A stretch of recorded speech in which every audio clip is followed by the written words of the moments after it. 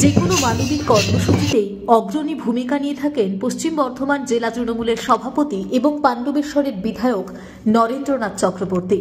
ধর্মীয় উৎসবই হোক বা সামাজিক মঞ্চের কোনো মানবিক কর্মকাণ্ড, সমস্ত ক্ষেত্রেই তিনি পথিকৃতের ভূমিকা নিয়ে মানুষের পাশে থাকেন। শীত, গ্রীষ্ম, বর্ষা, বছরের প্রতিটি দিনই তিনি একই রকমভাবে সক্রিয় থাকেন মানব সেবার মহান ব্রতকে নিষ্ঠা ভরে পালন করার প্রশ্নে। গতকাল শনিবার পৌষের হিমেল সন্ধ্যায় বিধায়ককে পাওয়া যায় তেমনই এক মানব সেবকের ভূমিকায়। সিটি সেন্টার সংলগ্ন পলাশডিহার পণ্ডিত রঘুনাথ মুর্মু ময়দানে আয়োজিত এক সভা মঞ্চ থেকে প্রান্তিক মানুষদের হাতে কম্বল তুলে দেওয়ার কর্মসূচিতে উপস্থিত ছিলেন বিধায়ক। তখনই শারীরিক অসুস্থতা বোধ করেন তিনি। দ্রুত তাকে নিয়ে যাওয়া হয় বিধাননগরের একটি বেসরকারি সুপার স্পেশালিটি হাসপাতালে। কম্বল বিতরণের কাজ অসমাপ্ত রেখেই তাকে মঞ্চ ছাড়তে হয়েছিল। তাই হাসপাতালে প্রয়োজনীয় চেক আপ হয়ে যেতেই তিনি দ্রুত ফিরে আসেন প্রান্তিক মানুষদের কাছে। রবিবার সন্ধ্যায় বর্ধমান দুর্গাপুর লোকসভার সাংসদ কীর্তি আজাদকে পাশে বসিয়ে শুরু করেন কম্বল বিতরণের কাজ। দুই পর্যায়ে ২৫০০ করে মোট ৫০০০ কম্বল বিতরণ করার কথা রয়েছে তার। এদিকে গতকাল হাসপাতালে যেতেই তার কাছে জীবনদায়ী একটি অত্যাধুনিক যন্ত্রের জন্য আবেদন জানান ইস্পাত নগরীর এডিশন রোড এলাকার এক মহিলা। আলু চট্টোপাধ্যায় নামে ওই মহিলা বিধায়ককে বলেন তার মা স্মৃতিরেখা চট্টোপাধ্যায় দীর্ঘদিন ধরেই ভুগছেন দুরারোগ্য ফুসফুসের সমস্যায়।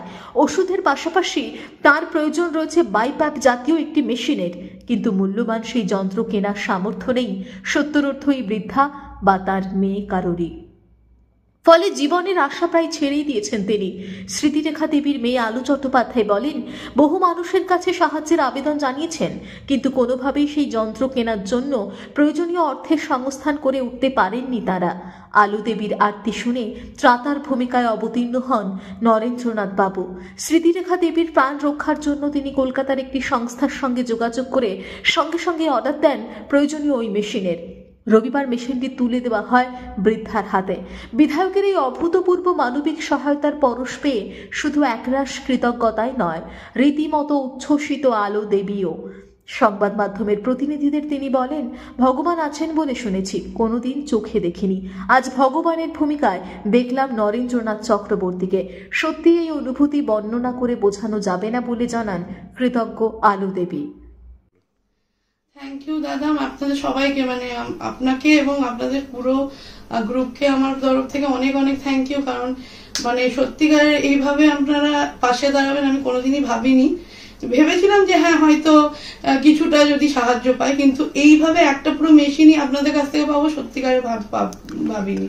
ধন্যবাদ, খুব মানে ধন্যবাদ দিয়ে ছোট হবে, ধন্যবাদ না, মানে কি বলবো আমি, সত্যি আপনি আমার মাকে বাঁচিয়ে মানে আমার মাকে ফিরিয়ে দিয়েছেন, এটাই আমার কাছে অনেক।